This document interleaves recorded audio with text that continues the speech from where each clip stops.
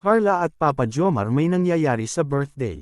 Ano naman kaya ito? Malalaman na natin yan mamaya. Isa namang mapalang araw sa inyong lahat mga kalingap. Sanay lagi kayong nakasuporta sa aking ginagawang video. At kung nagustuhan po natin ang ganitong kwento, huwag nating kalimutang mag-like sa nilalaman nito mga kalingap. Paunawa lang po mga kalingap ating tapusin ang kabuuan nito. At siyempre wag po nating kalimutang mag-subscribe kay Bal Santos Matubang at Kalingap Rab. Usap-usapan na naman ngayon na may magandang nangyayari sa Jumpscare mga kalingap, na ikatutuwa talaga ng mga fans, dahil may mga kaganapan na kaaya-aya talaga sa araw mismo ng kaarawan ni Papa Jumps na hindi nakuha sa kamera kay Kalingap Rab. Kaya marami ang natutuwa sa dalawa at kinilig na naman ang maraming fans at supporter nito. Alam natin na marami talagang nag-aabang sa Jumpscare ngayon sa kanilang tambalan, dahil sinisigaw talaga ng mga netizen na sana ay sila na lang ang magkatuloyin balang araw mga kalingap, which is sana nga kasi alagang-alaga naman nila ang isa't isa at matitiyak talaga natin kung gaano nila pinahahalagahan ang kanilang sarili nito.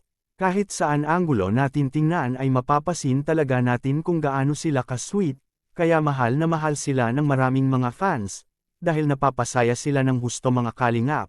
Kaya ginaganahan talaga si Kalingap Rab na lagi silang i-vlog araw-araw dahil alam niya na lahat ng upload ng Jumpscare ngayon ay lagi itong patok sa mga taong nanonood nito, kaya nga binibigyan talaga ng importansya kay Kalingap Rab ang dalawa sa kanilang mga lakad nito.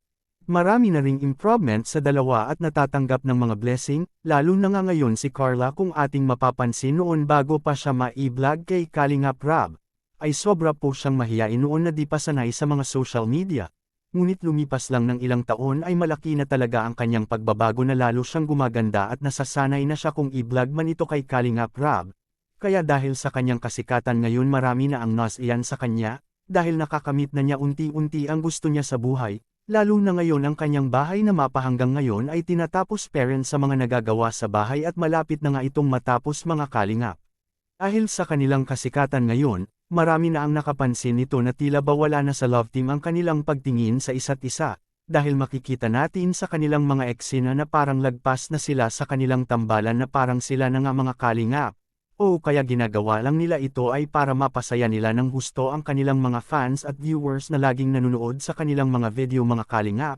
Kaya nga marami na ang nakapansin sa dalawa sa mga ibang eksena na tila parang sinasagot na ito si Papa Jomar kay Carla.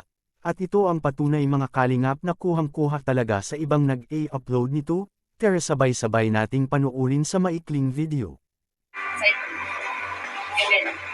Kaya,